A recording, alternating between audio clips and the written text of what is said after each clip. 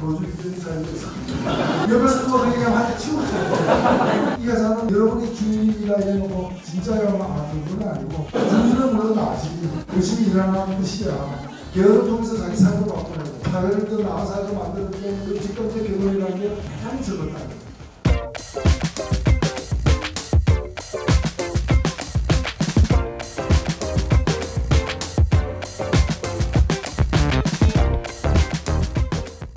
네, 헌법 얘기 한번 본격적으로 해봅시다. 저는 헌법에 대해서 얘기하는 것은 우리가 무슨 시간이 남아서는 아니겠지만 굉장히 중요합니다. 왜냐하면 그 헌법이라는 것 자체가 우리의 현실을 담고 있을 뿐만이 아니라 우리의 희망을 함께 담고 있기 때문입니다. 그리고 우리의 아픔과 기억도 같이 담고 있습니다. 무슨 얘기인가 하면은 어떤 면에서 헌법은 우리가 거쳐온 과거와 물론 그 과거 전부 다는 아니고 그 과거 중에서 잊지 말아야 할 것들, 잊고 싶지 않은 것들을 담고 있고 동시에 우리의 적나라한 현실을 담고 있고 한편으로는 우리의 미래까지도 담고 있습니다. 어쨌든 헌법은 법입니다. 근데 법에 무슨 과거가 있고 현재가 있고 미래가 있느냐? 제가 드린 말씀은 이런 겁니다. 어떤 법에도 없는 법, 그게 헌법인데요. 저도 헌법이라는 말을 제가 처음 이렇게 들었을 때는 아마 초등학교였겠죠. 그러나 별 기억이 없습니다. 무의미하게 들렸습니다. 헌법이라는 말을 제가 뜻을 알게 된 게 중학교 때였습니다. 좀 늦었다고도 볼 수 있는데 가장 큰 의문은 왜 앞에 이름이 헌이냐. 세법이 아니고 헌법입니다. 저는 굉장히 그게 걸려가지고 헌에 걸리니까 법으로 안 넘어가는 거예요. 글자는 두 글자밖에 안 되는데. 그래서 물어봤습니다. 이게 왜 헌법입니까? 하니까 아니 왜 제가 설명을 듣기로는 법 위의 법, 모든 법을 이렇게 위에 상위 개념으로서의 법인데 그럼 굉장히 크고 좋은 법이라는 건데 왜 헌법이냐 이거예요. 이름을 잘못 지은 거 아니냐 했더니 그 헌자가 한문으로 되는 헌자, 헌병할 때도 같이 쓰는 헌자, 그 헌자가 여러 개의 뜻이 있는데 집을 가리킬 때도 쓰고 집헌, 클헌. 저한테 설명한 분은 이게 크다는 뜻입니다. 보통 이름의 가운데나 마지막에 헌자 집어넣을 때는 주로 크다는 의미로 많이 넣는데 이 헌법은 큰 법, 법 중의 법, 큰 법, 왕 중의 왕, 대왕 하듯이 이게 그런 의미라니까 머리에 쏙 들어오더라고요. 그래서 그 다음부터는 이제 헌자가 그냥 넘어가게 됐습니다. 큰 법이다. 그런데 이 법은 우리나라의 헌법을 보면 잘 알습니다. 모든 나라가 헌법이 동일하지 않습니다. 전문이 있는 나라가 있고 없는 나라가 있고 전문이 짧은 나라가 있고 긴 나라가 있는데 그런 게 지금 우리가 헌법학을 공부하려는 건 아닙니다. 이 헌법 전문에 보면은 우리나라 헌법 전문에 보면 몇 개의 과거가 있습니다. 두 개의 과거가 있습니다. 3.1운동, 상해 임시정부, 하나 더 이제 또 시기적으로 하나 더 있죠. 4.19 혁명. 이게 바로 지금까지 우리가 합의한 과거에 대한 기억입니다. 이건 잊지 않겠다. 이 얘기는 이 정신으로 살겠다. 살기로 했다. 이겁니다. 그렇기 때문에 개헌 이러면 항상 여기에 잊지 말아야 과거를 하나 더 넣자. 5.18. 아니다. 6월 항쟁도 넣어야 된다. 아니다. 부모항쟁도 넣어야 된다. 이게 이제 넣고 싶은 것들. 잊지 않고 싶어하는 과거들에 대한 논쟁. 이게 헌법 전문에 대한 개헌 논쟁입니다. 그만큼 헌법이라는 것은 다른 법에는 과거를 담고 있는 게 별로 없어요. 지나간 어떤 사건에 대한 특별 보상법 이런 거 이외에는 과거에 대한 언급이 있는데 여기는 그냥 흘러가는 과거의 추억이 아니라 앞으로 잊지 않겠다라는 현재와 미래를 위한 과거의 규정이 여기에 담겨 있습니다. 그렇기 때문에 때로는 예를 들면은 박정희가 집권했다고 할 때 개헌할 때 4.19를 빼냅니다. 이런 어떤 그러니까 잊고 싶은 과거로 만들어버리는 거죠. 세멘트질 하는 거. 그런 일들이 이제 벌어지는 것은 얘가 아주 치열한 논쟁의 장이고 역사 투쟁의 장입니다. 그리고 당대 승리한 세력들의 세계관이 여기 역사만 얘기 안 해낼 수밖에 없는 그런 의미에서는 굉장히 이건 뭐랄까요, 이 가양얘기가 이제 무시 풍기는 전쟁의 장이기도 하다. 그 다음에 현재라는 건 뭐냐? 당연히 법은 현재를 규정하는 겁니다. 근데 이 특히나 헌법에 보면은 이 교통법 같은 것이 딱 있어요. 교통규칙 같은 거. 그게 바로 주로 권력구조입니다. 우리가 살아가는 이 대한민국은 모든 권력을 갖다 누구에게 위임하고 또 어떻게 위임하고 누구는 누구를 어떻게 견제하고 마치 여기서는 좌회전이 되고 여기서는 우회전이 안 되고 이런 모든 현재의 교통법 규와 같은 것. 그래서 모든 재판은 법원에서 하게 하고 그래서 법관의 이 신분은 누구도 해칠 수 없게 법으로만 보장하고 대법관은 대법원장이 제청하고 이런 질서, 현재 움직이는 그 질서와 질서에 관한 원리를 담고 있는 것. 이게 바로 권력구조입니다. 주로 사건 분리가 연관되어 가지고 국회, 대통령, 법원 이거는 제가 헌법에 나온 순서입니다. 국민이 뽑은 자들을 맨 앞에 그 민의를 대변하는 것. 대통령은 국민을 뽑기도 했지만 집행을 담당하기는 두 번째. 그 다음에 이 앞에 양자를 견제하는 법원. 이렇게. 그 다음에 몇 개의 독립기구들, 감사원 이렇게 나와 있는. 이게 뭔가 현재입니다. 그럼 미래는 뭐냐? 헌법에 담겨 있다는 미래는 뭐냐? 미래는 사실은 현재인데 현재 잘 안 이루어지니까 미래에는 이루어졌으면 좋겠다는 것까지 포괄하고 있는 거예요. 근데 이게 법이라고 만들었는데 현재 적용이 안 되는 거예요. 그리고 적용이 안 되면 처벌을 해야 되는데 처벌도 안 해. 예를 들면 헌법에 인간은 행복한 생활을 할 권리가 있다. 우리나라 헌법에는 모든 국민은 행복한 생활을 할 권리가 있다. 근데 내가 지금 행복하지 않거든. 법은 인간인데 이거 위법사고가 아니냐. 이런 거 뭐 쓸데없는 거 지키지도 않은 걸 왜 만들었냐면 이때에 대한 변명이 뭔가면 그거는 훈시조항이다. 가급적 그렇게 하라는 조항이지 안 하면 처벌하겠다는 조항은 아니다라고 이건 제가 보는 별명인데 사실은 이 부분은 뭐냐면 현실과 미래의 경계에 있는 거예요. 어떤 거는 현실로서 강하게 이렇게 지켜지는 면도 있고 어떤 것은 이렇게 그냥 우리가 저런 미래를 우리는 함께 바란다는 저 미래는 개인의 희망이 아니라 우리 모두가 합의한 우리 공동체의 미래다. 근데 당장 실현 안 되더라도 언젠가 실현될 수 있는 가능성이 있는 미래다. 라고 서로를 위로하고 격려하는 그런 의미에서 주로 기본권 조항들이 그렇습니다. 그래서 이 헌법이라는 것은 어찌 보면은 날는 딱딱한 것도 아니에요.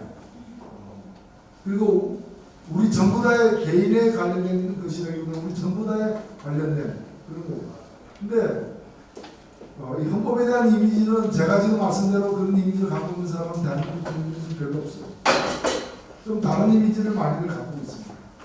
그렇기 때문에 개헌 문제가 나올까? 오늘 주로 우리가 얘기하는 개헌 문제가 개헌이라는 걸 말 그대로 보면 헌법을 고치는 거. 그러니까 어떤 걸 어떻게 고칠까에 대해서 다양한 견해가 있을 수밖에 없는 이걸 가리키는 게 아니고 개헌 헌법에 관련된 기존의 이미지가 있어요. 그 이미지는 어디서 생겼는가?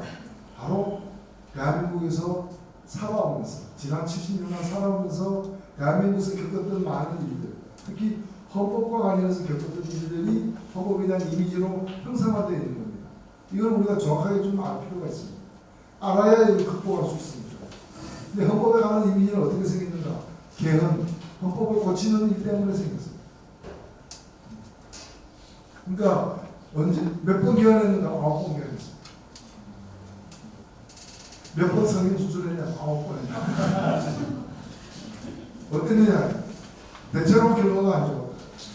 몇 번은 괜찮았다. 끔찍한 거죠. 그게 이제 단순한 성인 수술이 9번 됐던 게 아니라 그걸 통해 가지고 그 청춘이 어떻게 살아왔는가 하는 역사가 거기에 담겨 있는 겁니다. 우리나라 개헌은 9번 했습니다. 이제 하게 되면 10번째 개헌입니다. 그래서 10번째 개헌을 잘 하기 위해서는 9번의 그 개헌이 어떻게 이루어졌고 어떤 문제가 있었는가를 정확하게 알려야 됩니다. 사실 그 9번의 개헌으로 어떤 조항이 바뀌었느냐는 두 번째로 중요합니다. 더 중요한 건 뭐냐?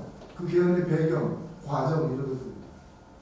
이 9번의 개헌이 남긴 추억이 바로 헌법에 대한 개헌에 대한 우리 국민들의 기본인식입니다. 이 9번의 개헌의 특징은 뭐냐? 특징은 그 중에서 3번의 개헌을 제외한 이 3번의 개헌을 제외한 나머지 6번의 개헌은 다 전혀 국민을 위한 개헌이 아니었다. 국민을 위한 개헌이 아니었습니다. 이 3번의 개헌은 예외인데 이거는 2차례에 걸쳐서 이루어진 3번의 개헌입니다. 2차례라는 건 뭐냐? 우리 역사에 그래도 지난번 촛불처럼 시민들이 일어서서 시민들의 뜻이 대체로 관철되는 그런 역사적 경험이 몇 번 있었죠. 그런 고비가. 대표적인 게 4.19, 그 다음에 6월 항쟁이죠. 왜냐면 5.18 이런 거는 승리가 아니었잖아요. 그냥 짓밟혀 버렸잖아요. 억울하게도, 안타깝게도. 역사적으로는 나중에 승리했지만 그 당시 5.18 과정에서는 짓밟혀 버렸잖아요. 6월 항쟁이나 4.19는 일단 승리했잖아요. 그 당시로서는. 그래서 4.19가 끝난 뒤에 2번의 헌법이 고쳐졌습니다. 그 다음에 6월 항쟁이 끝난 뒤에 한 번 고쳐졌습니다. 이게 3번입니다. 2차례에 걸쳐서 3번 고쳐졌는데 이 3번을 제외한 나머지 6번은 뭔가면은 이승만이 2번 했습니다. 박정희가 3번 했습니다. 전두환 나도 한 번 하겠지. 네.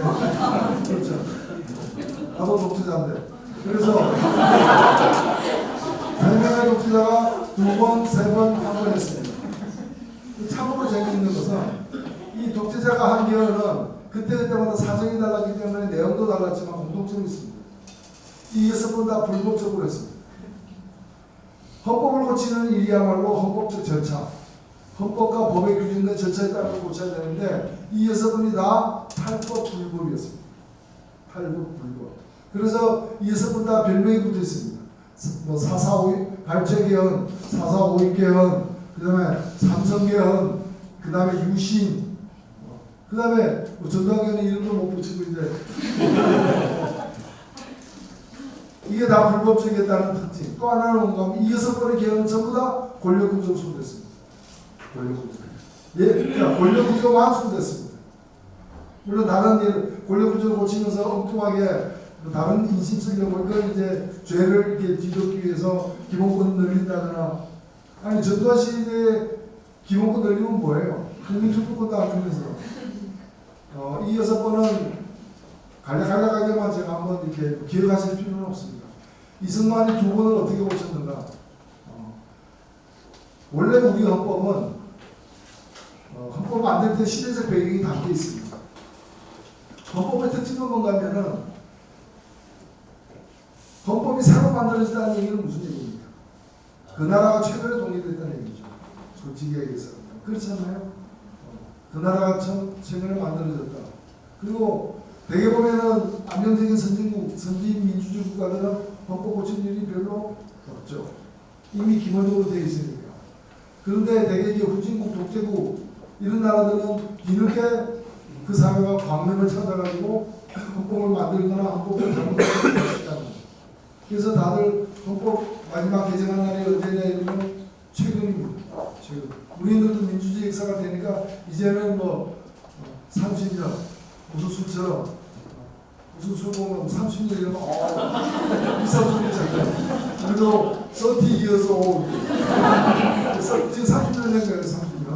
근데 얼마 전까지만 해도 10 years old, 7 years old밖에 안 됐던 그 헌법 있죠. 헌법은 새로 만들어진 나라의 헌법일수록 좋습니다. 최신 개념들이 들어갑니다. 최신 개념들. 그러니까 예를 들어 기본권에 관련된 과거에 없는 생명권이다 뭐다 막 이런 것들, 망명권 허용한다 이런 것들이 옛날에 만들어져서 100년 동안 한 번도 안 고친 그런 민주주의 국가에는 없습니다. 근데 아르헨티나라거나 오랜 어두운 포도를 진압하는 나라들을 보면은 그게 또 아이러니컬하게도 들어가 있는 거예요. 그래서 이런 게 들어가 있다고 해서 무조건 다 좋은 건 아니지만은 이 우리나라 헌법의 그 역사에 있어서 이승만 그 국회의장이 재헌의회 의장이 헌법을 만들던 그 과정, 그 시대에는 2차 세계대전 이후에 신선들이 막 독립하는 시대였어요. 그러니까 그런 나라들 헌법의 수준이라는 게 있어요. 2차 세계대전을 보면 2차 세계대전까지 인류가 경험한 민주주의의 가장 좋은 형태, 발전된 형태를 헌법에 담으려고 했어요. 신생국도 대부분이. 그러니까 그때 권력구조에서 제일 좋은 건 뭐로 인정되고 있었는가? 어원대각제였어요. 어원대각제. 그래서 저는 의원들의 상대적 다수가 어원대각제를 선호했어요. 가장 민주주의인 제도다. 근데 이거 싫어하는 사람도 있었어요. 뭐 더 큰 권력을 가진 사람이 되고 싶은 이승만 같은 사람. 자기는 대통령제가 되면 대통령이 될 것 같은데. 그럼 어원대각제 되면 자기는 수상밖에 안 되니까. 수상보다는 대통령이 세니까. 그래서 유진호 등 헌법기초위원들이 어원대각제를 중심으로 한 헌법을 만들어 놨는데 그걸 맨 마지막에 그 국회 재헌의원 의장이었던 이승만이 거부해가지고 나 그러면 안 해. 나 대한민국과 함께 안 해. 뭐 이런 식으로 해가지고 결국 그걸 바꿔냅니다. 그래서 막판에 대통령만 쏙 들어가는 거예요. 흔히 보면 우리나라 이 권력구조를 갖다가 대통령제의 어원대각제를 가미했다 그러는데 이거는 결과적 분석이고 실은 어원대각제 대통령을 빠뜨린 거예요. 그렇기 때문에 둘 다 있는 거예요. 대통령제 요소와 어원대각제 요소가 있는 그래서 미국식 순수 대통령제에는 없는 처음부터 대통령 중심으로 설계된 제도에는 없는 여러 가지 요인들. 국회에서 행정부를 결재하기 위해서 장관 해임 건의안을 낸다거나 하는 것들 있죠. 또 국무총리 임명 동의안을 처리한다거나 하는 그런 거는 어원대각제나 있지 미국 대통령제는 없는 거예요. 그게 우리나라는 있잖아. 그 다음에 정부가 법안을 낸다. 이거는 미국에서는 있을 수 없어요. 트럼프도 별별 얘기를 다 해도 내가 법안 내겠다는 얘기는 못해요. 법안 내겠네. 그러니까 그런 것들은 대통령제는 없는 거고 어원대각제는 있는데 그런 게 우리나라는 다 살아있어요. 그래서 겉으로 보기에는 어원대각제 요소가 많은 대통령제이지만 왜 이렇게 됐는가 여론을 따져가 보면은 애초에 이게 어원대각제로 만들어진 헌법에 대통령을 하나 꼭 빠뜨려가지고 둘이 공존하는 그런 게 돼버린 거예요. 돼버리는데 이게 그렇게 해서 가다 보니까 대통령제를 관철시킨 데는 성공했어요. 이승만이. 그래서 자기 대통령 꿈은 한 발 더 앞서갔는데 그래서 자기가 대통령이 됐어요. 근데 문제는 그 대통령을 어디서 뽑았는가? 국회에서 뽑았어요. 재헌의회를 구성할 때는 온 국민에게 투표권을 줬는데 5월 10일 날. 그래서 재헌의회가 구성됐는데 그로부터 두 달 후에 대통령을 뽑는 데는 그냥 국회에서 쏙 뽑아버리는. 왜? 처음부터 이거 설계가 어원대각제니까 총리는 어디서 뽑아요? 국회에서 뽑잖아요. 총리를 빼고 대통령으로 세 글자로 만들어버린 바람에 대통령이 국회에서 뽑힌 거예요. 근데 이승만을 갖다가 할 수 없이 뽑긴 했지만 이승만 좋아하는 사람은 극소수였거든요. 그러니까 대통령이 처음 된 다음에 두 번째 대통령 선거 1952년 을 앞두고 이승만은 가만히 계산을 해보니까 국회에서 다시는 당선 안 되겠거든요. 근데 우리 국민들, 수박한 국민들은 리승만 이러면 아직도 국부로 알고 있거든요. 나를 국부로 이기는 사람들이 나를 뽑게 하겠다. 그러면 어떻게 돼요? 대통령 뽑는 걸 갖다가 국회에서 뽑는 게 아니라 국민이 뽑도록 만들어야 되겠죠. 이 음흉한 생각을 국회의원들은 다 아는 거예요. 그러니까 국회에서 이 개헌을 겉으로 보면 직선제라면 좋은 일이지만 당시로서는 불순한 배경으로 나온 이 직선제를 막으려고 했고 이걸 갖다가 뭐 여러 가지 폭력 조직들 요즘에 무슨 어버이연합 이런 거보다 훨씬 센 사람들 나쁠 때 서북 청년단 뭐 이런 온갖 이제 폭력 집단들 동원해가지고 위협하는 속에서 피난 수도였던 부산에서 이 헌법을 개정해버리는 유력으로다가 개정해버리는 그래서 자기 권력구조 자기가 대통령 한 번 더 하게 만드는 걸 한 겁니다. 그게 52년에 한 그 개정 1차 개헌이에요. 두 번째 이승만이 두 번 했다 그러는데 그 두 번째 개헌은 뭐냐? 그리고 다시 4년이 지나니까 이번에는 어떤 벽에 걸리는가 하면 두 번 했으면 어쨌든 그만둬야 되는 거예요. 중임까지만 허용하는 거예요. 세 번은 왜 못하냐? 세 번은 왜 못하냐? 내 눈이 떠 있는데. 그래서 3번 하는 게 가능한 걸로 법을 고치고 3번 하는 걸로. 그게 4.4.5 개헌. 그때는 투표를 했는데 결국에 통과가 안 됐어요. 근데 그걸 이제 억지로 해석해가지고 억지로 해석해서 예를 들면은 사람을 수로 나눠가지고 사람 나눌 때는 0.1이라도 남으면 1로 치잖아요. 2.1이면 3명이잖아요. 우리 그렇게 계산하잖아요. 근데 2.1인데 이거는 그 과반수가 안 되니까 4.4.5에서 안 된다 해가지고 2.1은 2다. 이런 식으로 엉터리 계산해가 집계 투표는 다 정상적으로 했는데 집계에서 이게 3분의 1을 통과했는가 그걸 하는 과정에서 엉터리 수하고 산수를 적용해가지고 통과된 것으로 만들어내는 거죠. 그러니까 이게 불법이라는 거죠. 역사적 사건입니다. 이게 이승만이가 했던 두 번인데 두 번 다 자기 권력을 연장하거나 자기가 권력을 갖게 만들기 위해서 하는 거죠. 박정희도 마찬가지예요. 박정희가 3번 했다고 하지만은 박정희는 3번 했는데 한 번은 불법 쿠데타로 해가지고 62년도에 개헌을 한 거고 그 개헌은 뭐냐? 내각제로 4.19 때 바꿔놨기 때문에 그걸 다시 자기가 대통령이 되기 위한 저는 이 사회가 안정되는 국으로 다시 돌아가겠습니다. 이렇게 얘기한 사람이 대통령이 되고 싶으니까 다시는 저 같은 불행한 군인이 나오지 않기를 바랍니다. 그럼 나부터 불행한 군인이 되지 않겠습니다. 이렇게 얘기되는데 자기는 일단 대통령이 되고 그래서 군인으로서 불행하다는 그래서 자기가 대통령에서 꼭 한 거죠. 그리고 두 번째 개헌은 뭡니까? 69년도에 삼선 개헌. 그때도 자기가 두 번으로 대통령 두 번만 하는 거라고 헌법을 만들어 놓고 그걸 다시 3번도 할 수 있다. 그 한 게 삼선 개헌입니다. 그 다음에 72년도는 드디어 유신. 왜 내가 대통령이 되기 위해서 국민들에게 업종해야 되는가? 국민이 대통령 안 뽑으면 안 되는가? 의원대학제를 대통령 직선으로 바꾼 게 자기인데 다시 이제 국민들이 자기를 싫어하니까 다시는 국민이 대통령 뽑는 일을 없도록 하겠다. 그래가지고 내가 뽑은 한 1000명 되는 통일주체 국민의 대의원들이 나를 대통령 뽑게 만들겠다. 그리고 국회 너무 힘들다. 국회의원의 3분의 1은 대통령이 임명하겠다. 유정회, 유신국회입니다. 그리고 법관, 그게 법관이 제대로 재판을 해야 나라가 서는 거 아닙니까? 맞는 얘기입니다. 그래서 대통령이 모든 법관을 임명하겠다. 그 바꾼 게 박정희입니다. 지방자치제를 왜 하냐? 없앴습니다. 뭐 이런 식으로 해가지고 이게 그 안명록은 유신입니다. 그 다음에 전두환. 전두환 보니까 사실은 전두환은 헌법을 고칠 이유가 없었어요. 제가 볼 때는 왜? 유신은 너무 독재자라고 독재자가 쓰기에 안성감 출이라고 불편한 게 별로 없어. 보수할 것도 없어. 근데 전두환 사람이 욕심이 공명심이 있는 사람. 그러니까 노태우는 헌법 안 바꿨잖아요. 공명심도 덜하네. 근데 이 사람은 자기도 그래도 독재 역사에 한 줄은 남아있는데 고치려고 연구를 해보니까 고칠 게 없어. 그 어떻게 했느냐? 아무 쳐도 되는 거 하나 고쳤어요. 뭘 고치는가? 다 그대로 두고 6년으로 되는 임기를 7년으로 고쳤어요. 근데 유신헌법의 특징이 6년만 하는 6년이 아니에요. 6년씩 계산하는 영구 집권이에요. 그래서 한번 6년 한 사람은 계속 할 수 있어요. 건강만 된다면.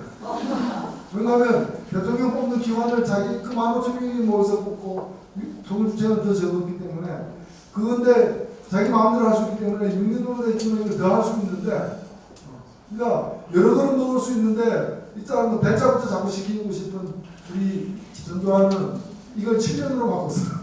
그리고 위대한 헌법 개정을 했다. 그래서 그게 이제 8차 개헌입니다. 그럼 이제까지 개헌 중에서 4.19 때 두 번 했다 그러지만 그 두 번은 뭔가요? 다시는 이승만 같은 사람이 나오면 안 된다. 이 뜻은 좋았는데 다시는 이승만 대통령 같은 사람이 나오면 안 된다. 이렇게 이해되고 그 다음에 이게 좀 더 시간 지나니까 다시는 대통령이 나오면 안 된다. 이렇게 되면서 대통령제를 없애는 의원내각제로 돌아가는 또 애초에 우리 헌법이 출발이 의원내각제였습니까? 그걸 만들어낸 게 3차 헌법 개헌이었습니다. 4.19 이후에 한 첫 번째 개헌이고 또 이어서 한 거는 사실은 3.15 부역자들 요즘에 적폐청산 아니 적폐 청산하니까 어떤 사람이 뭐 복수다. 근데 우리는 복수다 하면 좀 다른 걸 생각해요. 의사 출신들은 복수다 하면 그냥 뭉쳐요. 그게 먼저 또 올라야 그게 맞아요. 복수를 빼내야 되잖아. 청산해야 되잖아. 그러니까 내가 적폐 청산 보고 적폐 청산이 복수가 아니고 적폐가 복수죠. 배 있는 물이니까 빼내야 되는데 여하튼 그래서 그때는 적폐가 뭐니까 3.15 부정선거 이승만 이걸 갖다가 청산해야 된다. 근데 알아보니까 공소시효가 지났다더라. 많은 것이. 그럼 공소시효가 지났다고 해서 이걸 청산 못하고 가면 우리는 어떻게 되겠냐. 친일도 청산 못해가지고 이 모양이 꼴이 됐는데 그러면 알아보니까 헌법을 바꾸면 된다더라. 그래서 3.15 부정선거 관련자들의 공소시효를 없애기 위해서 헌법을 고쳤습니다. 그 왕포인트 개헌을 했습니다. 충분히 이거야말로 헌법을 고쳐서라도 적폐 청산하겠다는 의지의 표현이었고 이게 네 번째 개헌이었습니다. 이 두 번의 개헌은 그래서 역사적으로 정당성을 받는 이 평가받는데 더 훌륭한 것은 이런 개헌이 둘 다 우격다짐으로 하지 않았다. 모든 절차 다 거쳤다. 그러니까 앞에 제가 말씀드린 치욕스러운 6번의 개헌에 비해서 이거는 순수하게 합법적으로 이루어졌다. 그 다음에 가장 마지막에 했던 구차개헌. 구차개헌이 바로 87년 했습니다. 구차개헌의 특징은 여러 가지가 있습니다. 구차개헌도 성공에 여러 개 있지만 핵심은 뭡니까? 대통령을 드디어 국민선으로 뽑겠다라는 겁니다. 이렇게 민주주의가 원점으로 다시 이렇게 회복이 되는 순간이었습니다. 사실 유럽을 한 게 내내 길거리에서 가장 많이 들려드는 직선제 개헌 정치였습니다. 영구집권을 뭐 타도하고 직선개헌 쟁취하죠. 그거였습니다. 국민적 합의였습니다. 당연히 정치권, 특히 함께 싸웠던 정치권, 야당들의 합의였습니다. 이견이 없었습니다. 이견이 있다면 뭐냐? 5년으로 할까? 4년으로 할까? 혹은 6년으로 할까? 또 하나는 뭔가면 한 번만 하게 할까? 두 번까지 가능하게 할까? 그래서 여러 가지 당시의 정치적 역학이 반영돼가지고 한 번 하자. 두 번 하는 게 정상이나 지금 할 사람 많다. 한 번씩 하자. 한 번만 하자. 한 번만 하자. 그 대신 4년을 한 번 하면 좀 너무 그러지 않느냐. 5년으로 한 번 하자. 그래서 나름대로 한국인이 아니 쉽게 합의가 됐습니다. 이 합의가 잘못되면 이거 가지고 또 엄청 싸울 수 있지만 전두환 노태우가 살아있으니까 또 그들이 바뀌면 출마할 수도 있기 때문에 이 갈등은 빨리 해소됐습니다. 빨리 해서도 시간이 지나면 왜냐하면 그때까지는 대통령은 전두환이었습니다. 항복한 전두환이었습니다. 그렇잖아요. 꺼진 불도 다시 보죠. 항복은 했지만 저게 죽은 게 아니니까 언제 다시 또 팽포를 불지 모르니까 이 열기가 식기 전에 선거하자. 그럼 해를 넘기지 말자. 해를 넘기지 않으면 12월 달에 해야 된다. 날 찾다 보니까 12월 17일, 18일까지 간 거예요. 더 넘길 수는 없다. 크리스마스입니다. 크리스마스 일주일 전에 끝내자. 그래서 그날이 대통령 선거일로 잡힌 겁니다. 잡힌 거고 역사해가지고 그러면 헌법 언제 가지고 고쳐야 되는 거야. 10월이면 헌법 고쳐야 되지 않겠어? 10월 27일 날 헌법 고칩니다. 헌법을. 그 국민투표를 그날 했습니다. 10월 27일. 그러다 보니까 여부하면 9월 15일 날 합의가 돼야 될 겁니다. 9월 중순에는. 그래서 6월 항쟁을 했는데 이 항쟁은 8월달 장례를 치렀는데 9월 중순에 합의를 하는 빠뜨한 과정이에요. 그러다 보니까 어떤 일이 발생했는가. 나머지는 나중에 고치자. 이번에 이거 하나 고치는 거 말고 나머지 고치는데 논쟁이 길어져가지고 그것 때문에 싸우다 보면 이걸 못 고치게 되고 이걸 못 고치면 연대선거 못하고 그러면 전두환이 내내가 어떻게 될지 모른다. 이런 겁나는 얘기까지 있었기 때문에 그래서 나머지 사실 당시의 헌법은 그동안에 우리나라 헌법의 역사는 아까도 말씀드렸다시피 평간당의 독재자들이 자기 임기, 자기 당선 이런 건 고치면서 그냥 그것만 고치면 되는데 괜히 가가지고 화단에 가서 다른 꽃 하면서 옆에 있는 또 무슨 다른 꽃 짓밟아 버리는 식으로 기본권들을 하나씩 둘씩 고쳐놨어. 그래서 애초에 제헌의 헌법은 굉장히 그 당시로서는 다른 나라와 비교하고 수준이 좋았고 또 그 당시 우리는 나라를 정부를 새로 수립하는 과정에서 누가 경쟁자였습니까? 평양. 그러니까 평양보다 나아야 될 거 아니에요. 두 개의 한국이 만들어지는 상황이었어요. 한 달 차이로. 그러니까 저쪽보다는 나아야 돼. 토지제도든 뭐든 간에 저쪽보다는 민주주의를 저기도 인민민주주의 내걸고 있으니까 저쪽보다 나으려는 그 경쟁이 일본을 많이 좋게 만들었어요. 좋게 만들고. 그리고 또 우리는 일본어 헌법 만들 때 거의 메가드 사령부가 만들었어요. 이거는 재벌 불허, 공산당 합법화, 천황제 폐지. 물론 천황제는 폐지했다가 양보해가지고 다시 살렸지만, 그 다음에 전쟁 불능국가, 군대 보유하지 못하게 일본 헌법 구조에다가 박아놨습니다. 전쟁 못하는 나라 임을 선언하고 군대를 보유하지 않는. 이렇게 해가지고 이게 다 뭐냐? 다시는 하와이로 쳐들어오는 일본을 만들어서는 안 된다. 다시 일어설 것 같으면 저 아킬레스건을 잘라라. 그렇게 만들어서 우리나라 한번 만들 때는 미국은 우리나라에 대해서 그렇게 얘들을 어떻게 다시는 뭐 기가 막히게 만들겠다는 뭐 옆으로 사진 못 찍어 이런 이 구상이 없거든요. 그러니까 완전 우리한테 맡겼어요. 그래서 우리 헌법의 특징이 뭔가 만들 때 미국의 개입이 별로 없었어요.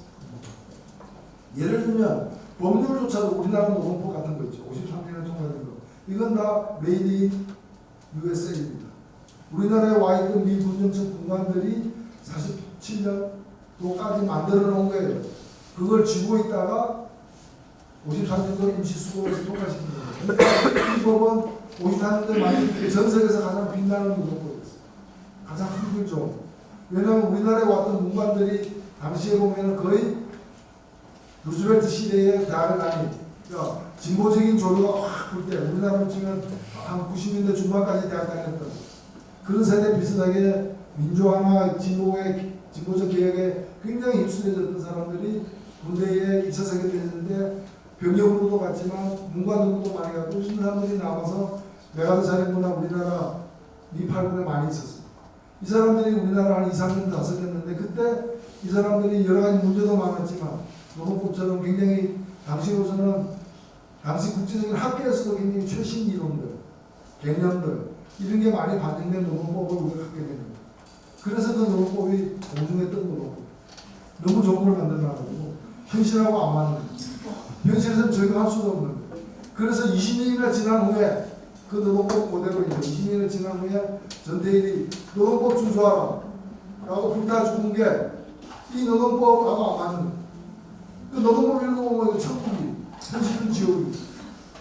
그런 이제 법마다 이제 그 만들어진 역사적 배경에 따른 사정이 있는데 우리 헌법 같은 경우에는 이 처음에 굉장히 좋은 수준으로 만들어졌어요. 그게는 당시의 시대적 배경도 있고 또 하나는 당시의 국회의원들 이 지금하고 많이 달랐어요. 지금하고 많이 달라가지고 저는 개인적으로 뭐 그렇게 생각합니다. 지금보다 낫다. 그 생각. 그리고 많은 사람들이 제헌의회 그 다음에 2대 국회까지는 지금보다 낫다. 이렇게 좀 옛날 역사를 아는 분들은 그런 어른들이 그런 얘기하는 걸 저는 많이 듣습니다. 대표적인 게 뭐냐? 그 제헌의회에서 몇 개의 중요한 논쟁이 있습니다. 이게 바로 우리 이제 기본권에 속하는 겁니다. 저는 이제 우리 헌법이 어떻게 잘 만들어진다는 설명을 하면서 동시에 어쨌든 기본권이라는 게 어떤 사람은 이제 헌법에 대한 부정적인 인식이 두 가지가 있습니다. 우리나라 대표적으로. 하나는 뭐냐? 독재자들이 저거 국민을 위해서 헌법을 고쳐준 적이 있는 거예요. 독재자들이 저거 정권 욕심을 갖다가 더 연장시키기 위해서 헌법 고친 거 아니냐. 그게 나하고 무슨 관계 있느냐. 또 하나는 뭔가면은 헌법 조항은 일반 법도 안 지키는데 법 앞에서도 돈의 힘이 더 강한데 주먹의 힘이 더 강한데 헌법은 너무 고상한 너무 공중에 떠 있는 거라서 그게 내 생활하고 무슨 관계인데 나는 항상 이사갈 돈이 없고 전세난 때문에 지금 내가 가진 돈 가지고는 어디 갈 데가 없다. 근데 헌법 보면은 대한민국 국민은 거주 유전이 자유가 있습니다. 옆에서 누가 그 얘기하면 한테 치우죠. 거주 유전이 자유가 있어. 그렇잖아요. 이런 게가 그 법은 나하고 무슨 상관이야? 누구 놀리는 법이냐? 그 법에 고상한 내용이 담겨 있다는 게 무슨 내 생활에 의미가 있느냐라는 겁니다. 이런 것 때문에 이 두 가지 독재자들이 망쳐놓은 자기를 위해서 국민투표까지 강제로 시켜가지고 바꿔놓은 그 개헌과 이 법이 나한테 무슨 상관이 있기 때문에 개헌이라는 데 대해서는 과거에 보면 부정적인 인식이 더 많았습니다. 개헌을 통해서 자기 삶을 바꿔내고 사회를 더 나은 사회로 만들었던 그런 집단적 개헌이라는 게 대단히 적었다는 거예요. 대단히 적었던 그런 상황인데 제가 지금 드는 예는 그거는 우리의 경험인 건 사실이지만 나쁜 경험에 의한 나쁜 결론을 도달하는 것이지 그것이 진리는 아니다라는 거예요. 그래서 헌법이 어떤 기능을 할 수 있는가에 대한 어떤 우리의 상상력을 돕는 일환을 내가 몇 가지만 말씀을 드렸습니다. 이 헌법을 제헌의회에서 만들 때 논쟁이 큰 논쟁이 몇 개가 있었습니다. 근데 그 논쟁을 보면 참 부러운 논쟁입니다. 그때 가장 큰 논쟁 중에 하나가 교육에 관련된 논쟁이었어요. 교육 중에서도 뭐냐면은 의무교육을 어디까지 할 거냐. 그러니까 의무교육 안 했을 때는 제가 지금 드린 말씀은 1948년 6월 7일달 일이에요. 6월 7일달. 그러니까 우리나라 헌법이 언제 제정됐죠? 48년, 지금 48년 일인데 헌법이 제정된 거는 뭐 이런 질문은 중요하지 않지만 헌법 부칙에 보면은 몇월 며칠 헌법을 제정하고 이런 말이 나왔습니다. 그게 적혀있는 날은 7월 17일이 아니고 그 5일 전 7월 12일 날 제정됐고 이거는 이제 저는 이런 걸 묻는 시험 문제를 굉장히 싫어하는 사람입니다. 7월 17일 제정됐다고 답하고 싶은데 그거는 7월 17일 만들어졌다. 7월 12일 날 제정되었고 5일 후에 공표됨으로써 효력은 5일 후부터 갖는. 그래서 제헌제는 7월 12일이 아니라 7월 17일인데 이 7월 17일 날 제정하기까지 격렬한 논쟁. 그 논쟁이 속기록으로 남아있는데 백과사전 사이즈의 책으로 약 20권 정도 돼요. 책으로 남아있습니다. 그 시간이 많으신 분들은 그리고 굉장히 재밌습니다. 그러니까 맺기 위해서 나라를 하나 만드는 거예요. 이 나라는 어떤 나라인가? 이 나라에서 교육은 어떻게 실시되고 세금은 어떻게 내고 이 나라의 대표는 어떻게 뽑고 이거 백주에 처음 만드는 거예요.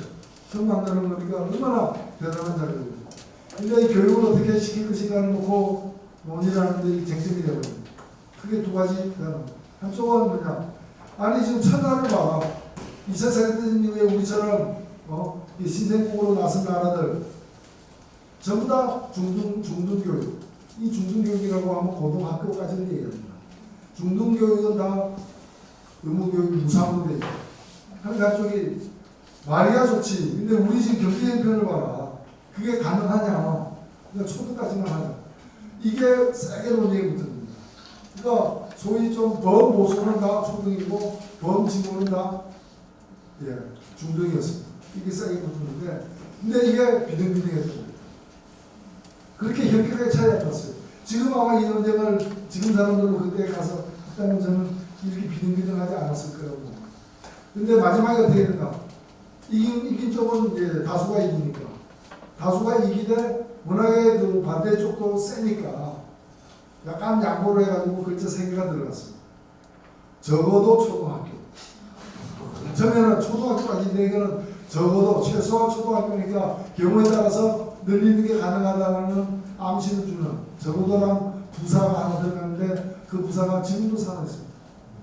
지금도 우리 헌법 30조니까 31조니까 교육조항 보면 제2항에 적어도 초등학교까지 이 의무교육을 하도록 하고 사망에 가서 대한민국의 의무교육은 무상교육이다. 이게 초등학교가 되냐 중등학교가 되냐에 따라서 우리 아이들을 가르치는 게 달라지는 거예요. 사실은 국가 전략계획이 들어가 있는데 왜 그렇게 했느냐. 그렇게 한 사람들 그 당시 주장을 보면 희한한 논리를 냅니다. 우리는 문화민족이다. 그리고 우리는 교육이 엄청 높은 나라예요. 그래서 이 정도 해도 부모들이 그 일을 다 알아서 한다는 실제로 그게 그 속기록에 나오는 얘기입니다. 그리고 이게 굉장한 현실입니다. 우리의 모든 것을 많은 것을 이게 결정했습니다. 그러니까 아니 중등학교는 부모가 알아서 한다니까 열리 때문에. 그러니까 대학교는 어떻게 했겠습니까? 대학교는 더더욱 정부가 하면 안 되는 일이었습니다. 오늘날 우리가 전 세계에서 유례를 찾아볼 수 없을 만큼 대학교 중에서 사립대학교 비율이 80%, 국공립이 20%밖에 안 되는 나라입니다. 다른 나라는 거의 대부분이 정상적인 나라들은 국공립이 80%, 사립이 그냥 20%인데 우리도 꼴도 있습니다. 그러니까 오늘은 이 입시 지옥 들어가거나 대학 교육을 부실하거나 대학교를 바로잡으려고 대학교육 개혁을 하려고 하는데 고등교육 개혁을 하려고 그러는데 이게 사립이 너무 많으니까 안 되는 거예요. 과거에 기억나죠? 10년 더 됐지만은 사학법 개정하는데 얼마나 힘들었습니까? 별 난리를 다 치지 않았습니까? 그럼 사학들이 왜 그렇게 힘이 셌느냐? 정부가 포기한 고등교육을 갖다가 맡았습니까? 대학교육을 맡았으니까 그러면 진짜 미국에 있는 사립은 다 주동으로 하잖아. 여기는 사립을 하면서도 헐만하고 돈 내. 우리 학교 짓는데 땅 내. 없으면 헐값으로 줘. 이런 식으로 해가지고 공공의 재산에 기생해가지고 이걸 키우면서 그러다 보니까 처음에 대학 하고 그다음에 고등학교, 중학교, 유치원까지 한 세트로다가 만들어가지고 그 싹 재버리는 거 아니에요. 근데 이 발달이 되는 경우가 애초에 이 헌법논쟁에서부터 연관되어 있다고 저는 생각합니다. 이거는 국민이 하는 거야. 라고 하는 게 제일 세게 국민에게 넘긴 게 대학, 그 다음에 중등학교. 그렇습니다. 그래서 이 나라가 정상적으로 바뀌는 과정에서 어떻게 시작했는가. 저는 중학교 시험 마지막 세대입니다. 중학교도 시험서도 들어갔어요. 중학교 들어가보면 동네 형이 우리 반에 갔어요. 알고 보니까 그 형은 삼수를 했어요. 중학교 1학년 때부터 같은 반 학생인데 말을 계속 못하는 거예요. 그런 경험이 있었는데 그때 막 그 정도 과거라는 뜻입니다. 그때 우리 친구들 중에 한 3분의 1은 다니는 중학교가 사립이었어요. 그 학교도 지금 있느냐? 없습니다. 어떻게 했느냐? 정부가 사서 없애거나 사서 공립으로 바꿨어요. 그래서 그 사학들을 갖다가 전부 다 정리하고 없애는 과정이 수십 년에 걸친 과정이었어요. 그러다가 어느 순간부터 없어진 사학을 갖다가 이상한 형태로 고급 학교로 자꾸 만들어가지고 특목고리 뭐니 이렇게 만들어진 게 또 최근에 어떤 과정이었는데 그 전까지는 그래서 지금 중학교에는 특목고류 말고는 특수학교 말고는 옛날식 사립학교는 거의 없어졌습니다. 잘하거든요. 뒤늦게. 근데 문제는 대학은 그렇게 사들이기에는 사들여야 됩니다. 사들여야 되는데 그렇게 사들이기에는 불가능할 정도로 덩치가 커져버리고 문제인데 제가 이 예를 든 거는 뭔가 하면 제어회 때 이 논쟁을 한 게 우리 지금 헌법에 보면 나와 있는 우리 국민은 이렇게 됐어요. 우리 국민은 중고학교 적어도 중고학교까지 의무교육을 한다. 의무교육을 제공한다 이렇게 돼 있는데 그 부분이 그렇게 무의미한 얘기가 아니라 이게는 수많은 어떤 논쟁과 어떤 싸움의 결과가 아닙니다. 이런 유사한 게 뭔가 하면은 지금은 허짓없이 사라진 게 있습니다. 재헌헌법에는 있었습니다. 언제 사라졌느냐? 이게 박정희 때, 그러니까 4차 개헌 때, 박정희가 무대타를 끼고 개헌할 때 이걸 끝내야 이제 없애버렸는데, 그때 뭐 이것만 없앤 건 아니겠습니다만, 없애고 새롭게 넣은 게 몇 가지가 있는데, 이익잉여금 같은 겁니다. 잉여금. 이게 뭔가 하면은, 재헌헌법을 만드는 큰 논쟁 중에 하나가 뭔가 하면은, 돈 벌면은 자기 종업원들에게 월급 많이 주잖아요. 특별 상여금 줄 수도 있고, 성과금 줄 수도 있고, 또 세금을 또 많이 내게도 되잖아요. 이거 다 분배잖아요. 근데 진짜 많이 벌었다면 이거 이외의 분배도 해라. 그러면 이익잉여금을 내다가 딴 회사 노동자들도 주는 거예요. 이거는 굉장히 획기적인 겁니다. 굉장히 획기적입니다. 당시로서. 지금도 뭐 이거 하자면 공산주의 하자는 말이에요. 당연히 그게 느껴 맞는 거죠. 그리고 또 다소 실험적인 겁니다. 지금 이 유사한 제도를 갖다가 그나마 국가적으로 시행해본 나라는 스웨덴 정도입니다. 스웨덴이 이런 걸 공약을 내걸었다가 수십 년 가장 많이 60년 이상 집권했던 스웨덴 산인당이 선거에서 지기도 했어요. 그러나 그 뒤에 다시 자기들 집권해서 이걸 실시하기도 했던 건데 이제 이것을 집어넣자.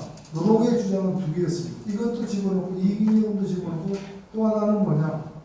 노동자 경영상각을 집어넣었어요. 독일 모델 노동자 경영상각. 그래서 노동자는 이 회사는 뭐 여러분이 주인입니다 이래놓고 진짜요? 그건 아니고 주인은 물론 아직입니다. 열심히 일하는 뜻이야. 옛날에 저는 이런 얘기 많이 들었어요. 근데 그게 아니라 진짜 뭐 주인이 되겠다기보다는 책임 있는 구성원으로서 생산의 결과를 사장만 책임집니까? 생산 잘 안 되면 월급도 못 받거나 그 사람하고 쫓겨난 사람은 사장만이 아니잖아요. 그러니까 생산하는 과정에 책임 있게 참여하겠다는 뜻에서 기업의 경영을 투명성을 높일 겸 노동의 경영 참가를 하자.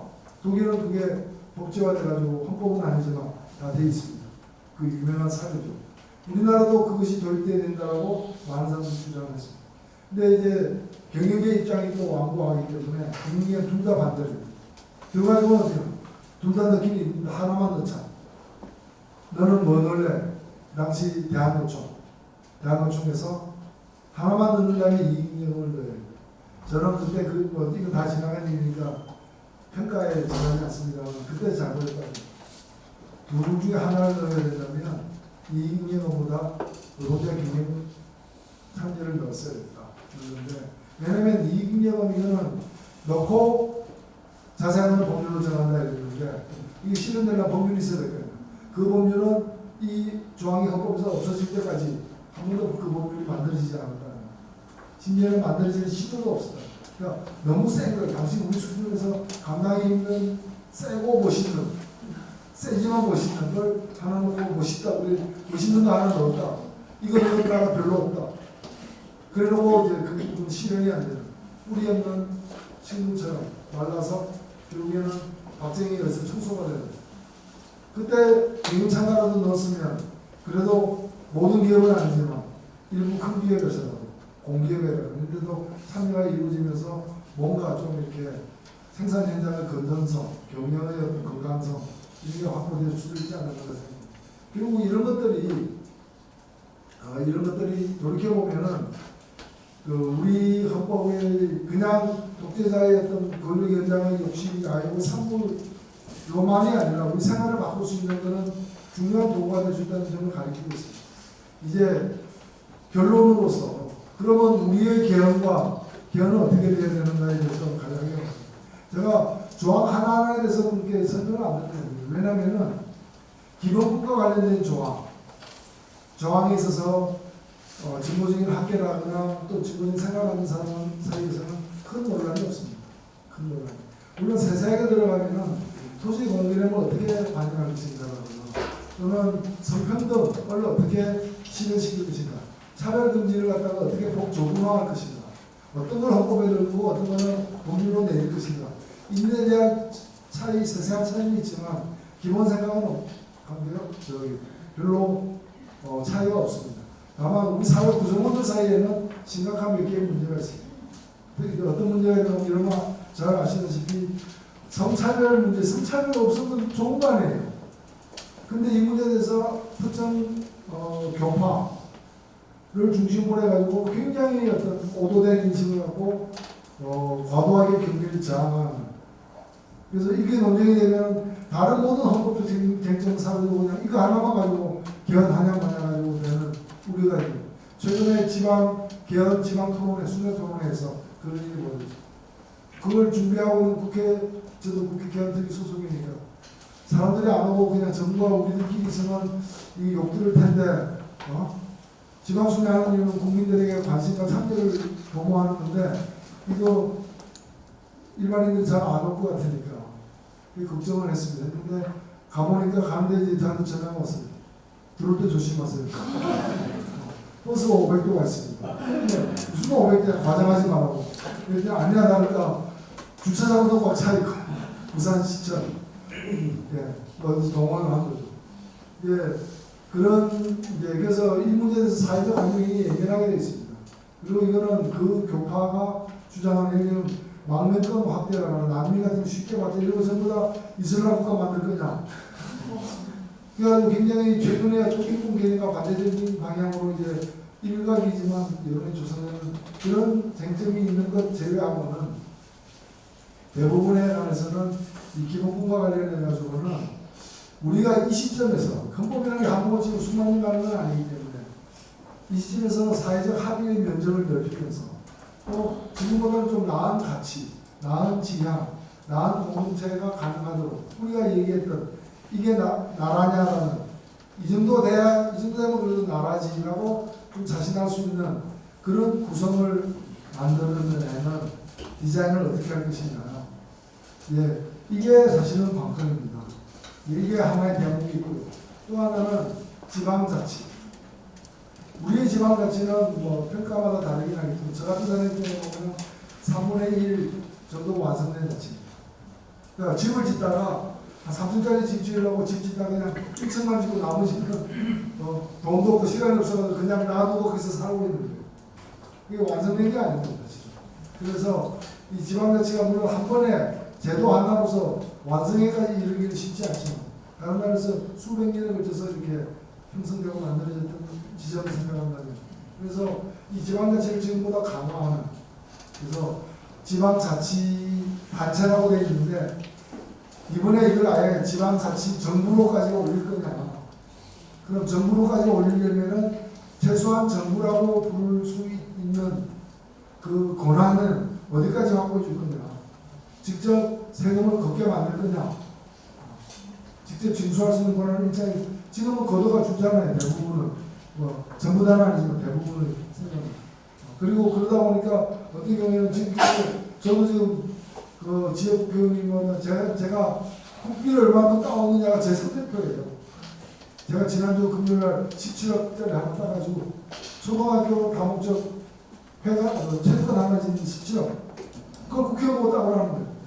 국회의원이 그거 일을 해야 됩니다. 또 안 하면 또 곤란합니다. 근데 이런 거는 사실 개념으로 보자면은 교육이 이미 자치지 않습니까? 교육자치고 긴한 교육청이 있는데 교육청에서 자기 예산으로다가 이걸 따야 되는데 교육청이 돈이 없어. 그러니까 알아서 돈 주는 대로 받아 교부고 받아가 쓰는 거니까. 그래서 이런 형식적으로는 그래 넌 독립했어. 결혼식 했으니까 따로 살아. 이래놓고 김치 쌀 다 왜 내가 알아서 줄 거야. 인사하고 저는 가져오면 많이 주고 안 하면 안 줄 거야. 아주 그러고 있는 거야. 지금.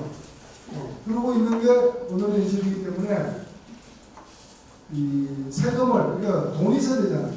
그 다음에 명이 있어야 돼요. 명이라는 게 뭐야? 법률이잖아요. 조례만 만들게 되는데 법률적 효력을 가는 건 일체 못 만들게 돼요. 다 뒤로 올려. 그걸 중앙정부를 국회에서 만든다고 하지만은 국회는 공장이고 이걸 사용하는 건 정부잖아요. 그러니까 정부 눈치를 봐야 되고 정부가 하자는 것만 할 수 있는 거예요. 그래서 이걸 내가 하고 싶은 건 하는 걸로 바꿔야 됩니다. 이게 미국만 하더라도 선거제도가 주마다 다 다르잖아요. 전자식으로 투표하는 주가 있는가 하면은 종이에다 투표하는 나라가 있고 별마다 그 다음에 종이에다 펀치 찍어서 투표하는 나라가 있고 하는 주가 있고 다 다르잖아요. 우리는 그거 말이 안 되잖아요. 그건 국민이 다 같아야 돼. 근데 물론 그렇게 통일돼야 되는 그 지점도 있겠지만은 이 권한이 너무 안 돼 있는 거죠. 그래서 자치를 계기가 있을 때마다 획기적으로 자치를 수준을 높여나가는. 그래서 그 자치라고 하는 건 결국 권한의 분산이 본질이고 권한의 분산이 제대로 잘 이루어질수록 많이 이루어질수록 더 많은 민주주의가 보장되는 것은 사실입니다. 그리고 그 마지막 성과는 누구한테도 국민으로 가기 때문입니다. 그래서 자치의 확대 강화가 굉장히 중요해요. 근데 이건 법률로 못 정하고 헌법에 정하지 않으면은 법률끼리 충돌을 갖다가 말릴 수가 없어요. 그래서 자치와 관련된 조항을 갖다가 이제 자치가 이제 새롭게 시작된 지도 20년 넘는 상황에서 이걸 강화하는 게 주요한 두 번째 가지고 세 번째 가장 골치 아픈 권력구조 문제가 남아 있습니다. 권력구조가 남아 있는데 아까도 말씀드렸다시피 이 권력구조 문제를 우리가 냉정하게 볼 필요가 있습니다. 몇 가지 시점에서 쟁점이 있습니다. 하나는 뭐냐면 어느 게 가장 좋은 권력구조냐. 저는 이 문제에 관한 답은 정해져 있다고 봅니다. 이 가지고 논쟁을 하는 것은 좀 아둔하다. 심하게 얘기하면 우리가 아침 출발할 때 의원회학교 출발한 것처럼 그래서 처음 출발했던 그 정신이 잊지 말자. 뭐 고향의 어를 지키자. 이게 아니라 그 당시에도 그렇고 지금도 그렇고 어원 네 가지가 가장 발달한 민주주의적인 그 권력 형태임은 분명합니다. 문제는 그런 걸 할 준비가 되어 있느냐. 마음의 준비, 물질적 준비, 정당이라거나 이런 준비, 또 국민들의 경험에서 우러나온 어떤 선호도 이런 것들이 박자가 맞아야 되는 거예요. 박자가. 애가 그 옷을 입을 준비가 잘 안 되는데 이 옷 요새 제일 유행한다더라. 이 옷이 백화점에서 제일 비싸다. 이거. 그 옷 입고 질질 먹는 거 어떡하지? 이거 아침마다 벗어 던지려고 하면 어떡하지? 방법이 없는 거예요. 방법이. 그래서 그런 지점에서 이제 볼 문제가 사실 있습니다. 자, 그래서 이게 일단은 뭐가 제일 좋으냐의 논쟁을 할 필요는 없고 정해져 있는 겁니다. 지금 우리에게 가장 맞는 게 뭐냐? 가능한 게 뭐냐? 그리고 또 그 제도를 선택함으로써 지금 우리가 겪고 있는 해당 중에 무엇들이 해결되고 없어지느냐?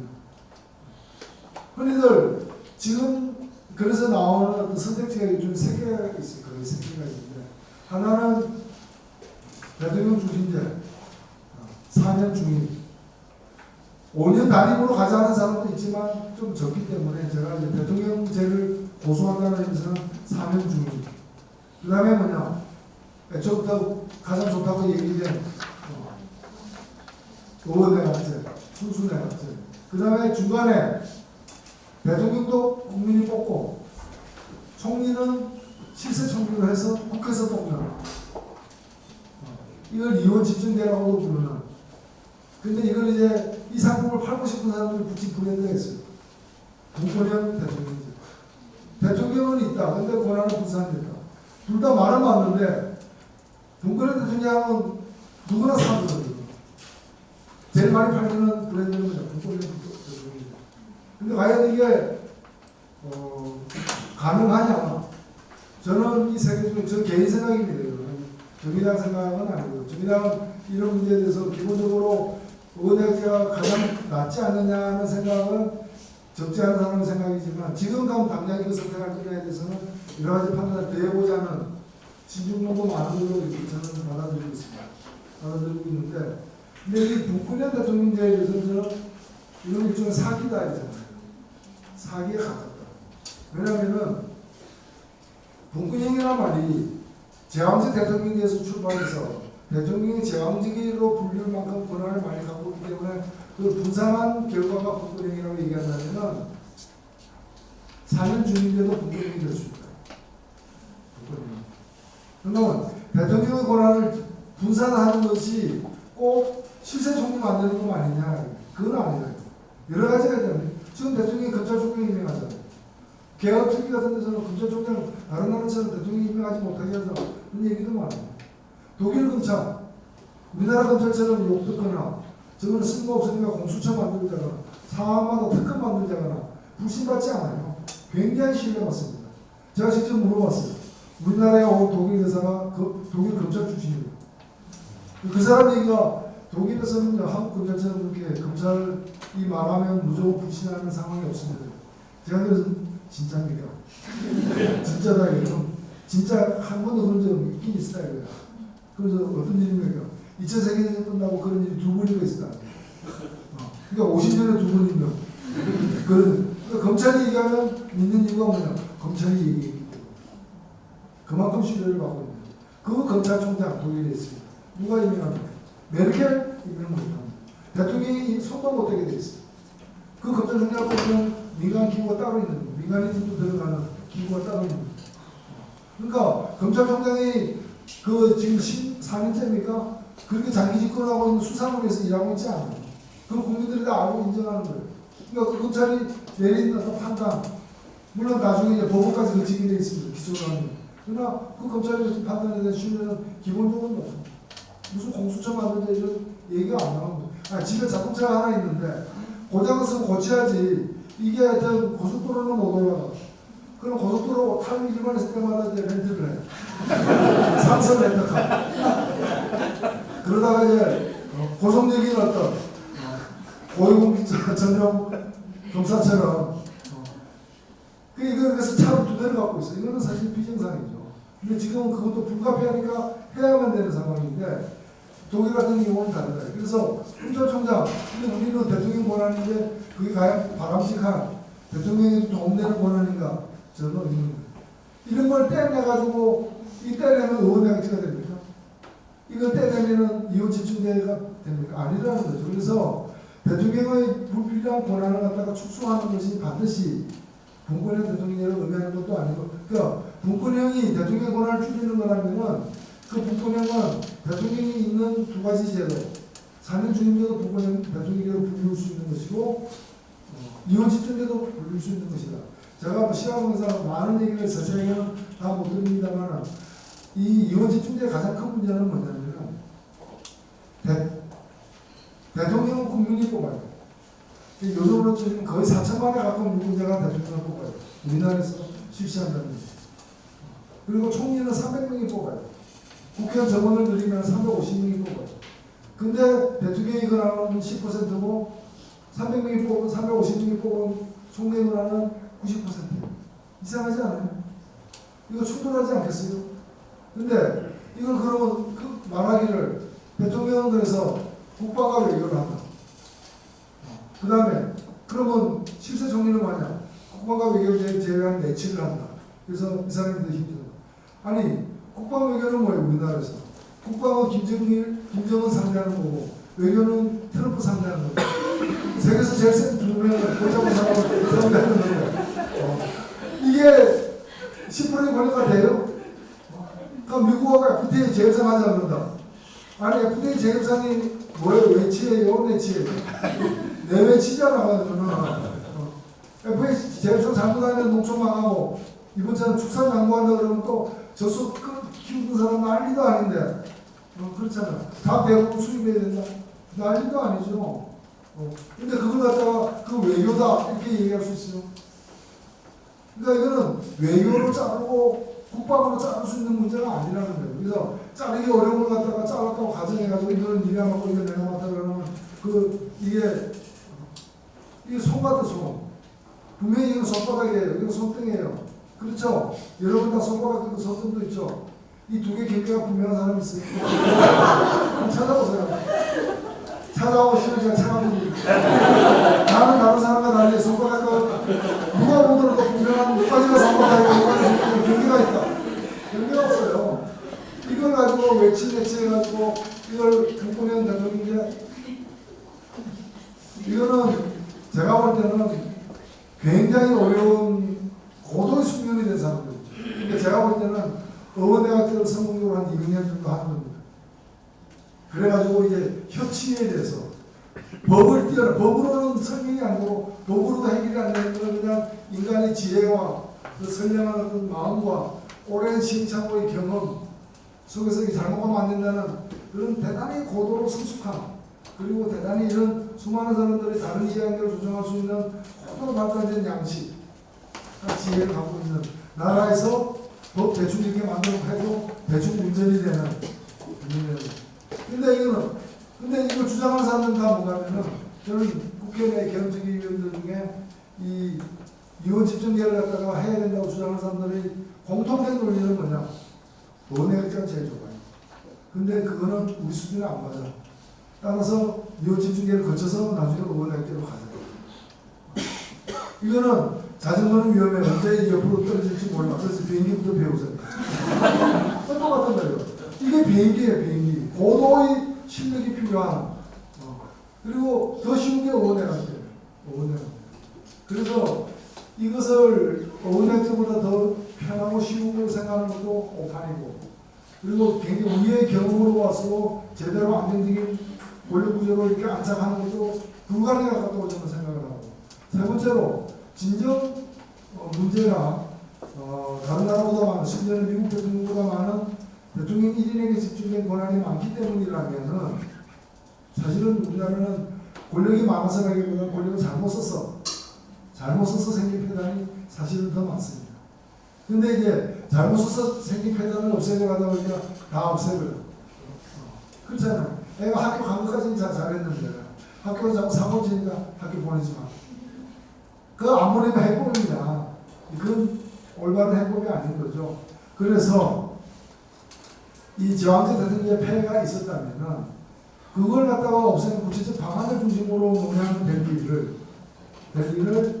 이걸 그냥 대통령 없는 제도 내지 대통령을 반쯤 죽여놓은 제도로 만들어서 더 복잡한 상황을 만들어내는 그런 권력구조 논의여서는 안 된다는 그런 점에서 저는 차라리 저는 그런 생각입니다. 선택지를 두자, 두 개를 두자. 대통령제를 좀 개선한 권한도 많이 분산하고 그리고 5년 단임이라는 것도 특정한 역사적 상황에서 생겨난 것이기 때문에 4년 중임이 무조건 좋다는 수학적 결론은 없어요. 없지만 그래도 그에 대한 선호가 높기 때문에 4년 중임이라는 말은 사실은 8년이라는 뜻입니다. 웬만하면 8년 보장해 주거나 근데 잘못하면 중간에 나오는 거야. 그 얘기입니다. 4년 하고 또 4년 하는 게 아니고 사실은 그건 정상적으로 잘하면 8년 되게 돼 있는 거예요. 그래서 좀 더 안정적으로 하고 싶은 일을 하게 만들면 다만 만일에 그 안전장치를 해가지고 성적이 안 좋으면 중간에 학업을 중단시키자. 그리고 바꿔버리자. 그게 4년 중임제입니다. 그게 또 4년 중임제의 매력이기도 하고요. 그래서 원래 대통령 제왕적이라는 제왕을 없애고 대통령이 남는 그런 4년 중임제로 갈 거냐 아니면 좀 완전히 스타일을 바꿔가지고 완전히 바꿔가지고 하나는 뭐 엔진 있는 자동차 하이브리드 이런 정도로 하면 하나는 이제 그냥 엔진이 존재하지 않는 전기차, 수소차 뭐 이런 완전 개념이 다른 작동을 해야 되는 그 원양쪽으로 갈 겁니다. 두 개 놓고 선택해야지 여기다가 문근영이라는 희한한 브랜드 다들 혹하는 브랜드로 해가지고 제일 난해한 방식을 갖다가 넣고 이건 야바이다. 저는 그렇게 생각하고 굉장히 신중할 필요가 있다고 보는데 그런데 우리가 그래서 선택하려면 우리가 이 두 개로 가면 어느 게 현실적인가를 선택하는 게 올바르다 이렇게 생각하는데 어떤 이제 문제가 좀 남느냐면은 가만히 생각해 보면은 이 제도가 어떻게 가든 간에 4년 중임제 건강한 대통령 중임제로 가든 그 다음에 원내각제로 가든 혹은 제가 야마오라 얘기했지만은 이혼 집중제로 가든 어떤 경우든 권한이 대통령과 집권자의 권한이 줄어드는 사실이에요. 근데 문제는 그 줄어든 권한은 어디로 가는가? 이게 중요한 거예요. 흔히들 보면은 제왕제 대통령제 얘기하지만 그래 그 제왕제 대통령제를 비판하는 사람들은 대통령의 권한이 제왕제는 안 된다는 거 아니에요. 그건 줄이자는 얘기잖아요. 줄이면 그 어디 갑니까? 수지통으로 버립니까? 일본에 수출합니까? 아니다 이래요. 국내 어디로 갈 거 아니에요. 그럼 어디로 가느냐? 대부분 국회로 가게 돼 있어요. 저는 두 개의 문제를 제기하는 겁니다. 이 지점에서 뭐냐? 그게 국회로 다 가도 되느냐? 국민한테는 갈 거 없느냐? 국민한테는 가면 안 되느냐? 국민이 국회의원을 갖다가 어떤 분으로 탄핵하자, 소환하자, 국민 발안제, 국민이 법을 내면 안 되냐? 그리고 좀 중요한 결정은 국민들이 자주 국민투표하면 안 되나? 스마트폰이 있는데 봉화 올리드 시절도 아니고 스마트폰으로 누르고 다 결정할 수 있어요. 촛불 봐요. 왜 그렇게 2주 만에 100만 명이 모이게 됩니다. 스마트폰 있고 스마트폰이라는 기계만 있는 게 아니라 그걸 통해서 구현되는 수많은 뉴미디어들이 있잖아요. 의견이 트위터 보세요. 페북, 무슨 카카오, 밴드, 온갖 걸 통해서 정보를 공유하고 의사를 확인하는 많은 것들이 있는데 그런 것이 없었던 시절에 확인이 안 되기 때문에 뭐 하지 못했던 민주주의를 인정해 못하고 그렇기 때문에 이제 그런 새로운 민주주의 또 시민이 주체가 주인이 되는 그런 민주주의를 하는데 필요한 권한을 갖다가 주는데 쓰여야지 왜 그걸 별로 신뢰도 못 받는 국회의원들이 다 가져가냐. 그래서 얼만큼을 더 줄 거냐. 그래서 국민주권 강화. 그 제왕적 대통령제로부터 나온 권한이 어디까지 갈 거냐. 제가 이 대목에서 예를 드는 것이 이겁니다. 작년 11월 달에 미국에서 대통령 선거를 했어요. 우리는 두 번째 발표를 했고 우리는 5월 9일 날 대통령 선거를 했어요. 여러분 대통령 선거 가서 도장 100개 찍었습니다. 하나 찍었죠. 2개 찍으면 큰일 나죠. 근데 우리 지방선거 할 때는 내년에 몇 개 찍습니다. 옛날에 8개 찍었는데 지금 7개 찍습니다. 도지사, 서울이니까 시장, 구청장, 시의원, 구의원, 그 다음에 비례, 기초비례, 광역비례 7개죠. 교육감 8개네. 그전에 교육위원회는 9개였고 지금 8개. 와, 이거 찍으려면 시장까지는 내가 알고 찍는데 나머지는 이런데 무엇보다 우리 편이 누군지 잘 모르겠고 뭘 찍어서 어디를 찍어야 되나 정보표를 적어와가지고 보고 찍는. 그리고 자기 머리 믿고 왔다가 중간에 헷갈려가지고 당황해가지고 그 안에 전화 올 수도 있고 여기가 지금 코어는 8명 찍어서 이렇게 힘들다. 그런데 작년에 11월 2번째 화요일날 미국에서 트럼프 찍냐 클린턴 찍냐 그 난리 났을 때 유권자들 제가 캘리포니아 주에 있는 어느 구의 투표용지를 갖다가 거기 한 달 동안 연락해가지고 겨우 받아냈습니다. 투표용지가 얼마 됐습니다. 신문지 한 장입니다. 제가 신문지를 좀 좋아하는 편입니다.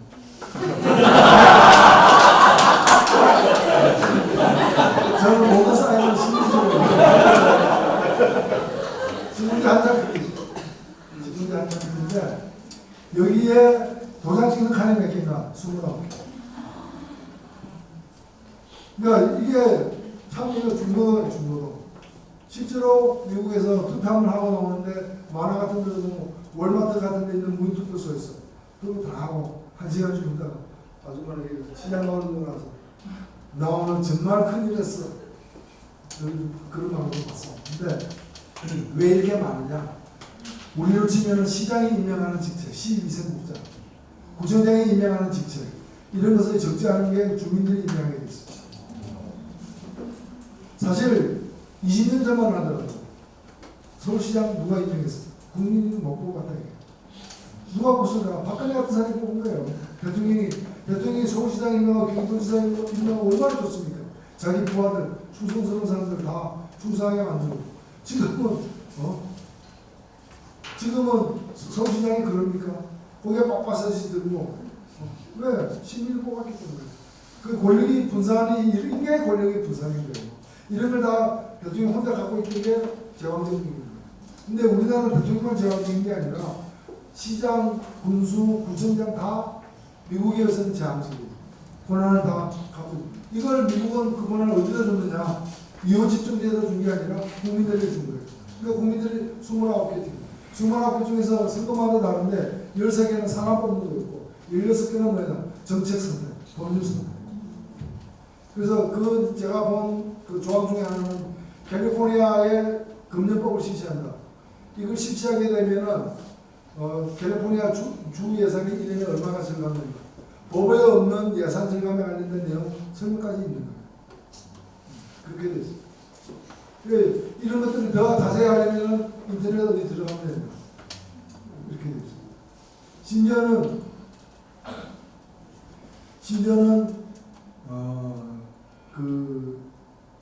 환경 절감을 위해서 전자투표를 갖다가 유도하는 것들도 있고, 당신이 전자투표하면 당신이 나무 몇 그루 심는 거다, 뭐 이런 식으로 해가지고 인터넷 투표를 유도하는 지점도 있고, 그건 좀 다른 간이 투표이긴 한데, 그래서 우리가 권력 분산에 대해서 잘 생각해 볼 필요가 있습니다. 그러니까 우리의 익숙한 경험에 대해서도 좀 뒤바꿔서 생각해 볼 필요가 있고요. 그리고 과거에는 정말 투표로 하면 제대로 하는 게 중요했습니다만, 이제는 워낙에 많은 사람들이 여러 가지 문제에 대해서 판단하는 능력을 갖고 있습니다. 박셀이 딱 등장하면 골프에 대해서 다 합니다. 골프의 그 어려운 용어까지 다 합니다. 그렇잖아요.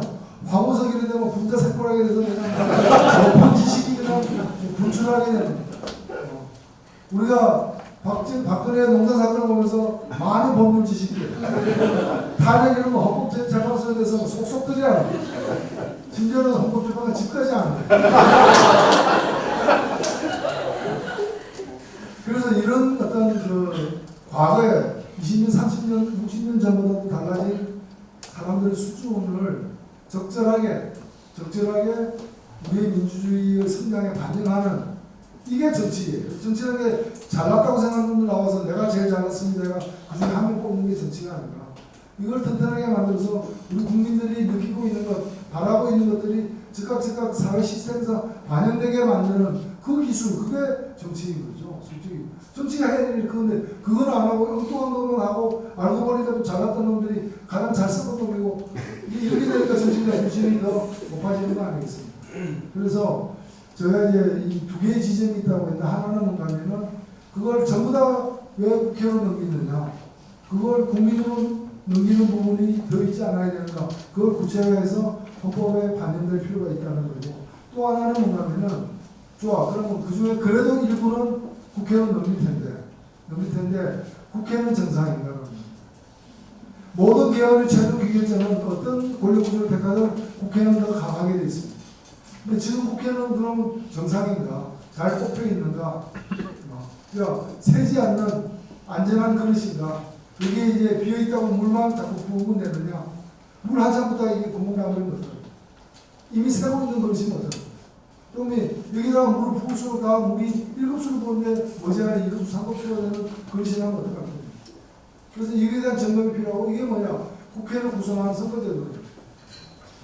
그 선거제도에 문제가 많다. 저게 잘못 구성되어 있다는 목소리가 높은데 좀 있어라. 일단 물부터 부어보고 그래서 권한을 줬었다. 이게 그럼 더 큰 손실들이 발생하면 어떡할 거예요? 뭐 선거제도에 대해서는 여러 가지 제가 자세하게는 얘기 안 하겠습니다. 여기도 뭐 선거제도 이런 개혁이 대상으로 되는데 저는 개혁만큼 혹은 본질적으로 보면은 헌법이 더 중요하니까 개헌이 더 중요하겠지만 현실적으로 보면은 오히려 헌법을 잘못 선거제도 그대로 둘째 헌법을 좋게 고쳐도 의미가 없는 상황이 될 수 있기 때문에 동시에 혹은 조금이라도 먼저 선거제도를 갖다 고치는 게 중요하다. 또 선거제도의 성격에서는 뭐 여러분들 다 압니다. 선거제도는 나라마다 다 다릅니다. 역사가 다르고 취향이 다르기 때문입니다. 그러나 공통점은 하나 있습니다. 대부분 나라들, 선진국 민주주의 대부분은 민심 그대로입니다. 그 민심을 얻느냐 못 얻느냐는 정치인들, 정당들의 능력을 챙기는 것이고, 어쨌든 민심이 10% 지지하면은 정당이라는 것은, 특히 국회라는 민심을 대변하는 거잖아요. 민의의 대변자잖아요. 대변이니까 정확하게 대변해야 될 거예요. 민심이 10을 가리키면 여기서 열을 대변해야 되는데, 민심은 10인데 여기서 8을 대변하면 민심이 왜곡되는 거잖아요. 민심은 20%만 지지했는데 자기는 나 지지 꽤 받았었고 40%의 권한을 행사하는 건 뭡니까? 인치권 남용에 속하는 거죠. 쉽게 표현하는 거죠. 그래서 민심 그대로 돼야 되는 선거제도, 민심이 지지할 만큼 의석을 갖고 권한을 발휘할 수 있는 그런 선거제도, 이런 선거제도는 많습니다. 벨기에 선거제도, 노르웨이 선거제도도 있고 뭐 네덜란드도 있고 독일도 있고 많습니다. 그래서 어느 특정한 구체적인 것 이전에 기본 원칙에 대한 합의가 굉장히 중요합니다. 이것만 되면 그 무엇이든 상관없다. 우리 국민들이 좀 더 편하고 수고하는 제도만 하면 되는 거예요. 지금 선거제도는 정의당은 예를 들긴 그렇지만 제가 정의당에 있으니까 쉽게 예를 들면 정의당이 작년 선거에서 7.3%를 얻었습니다.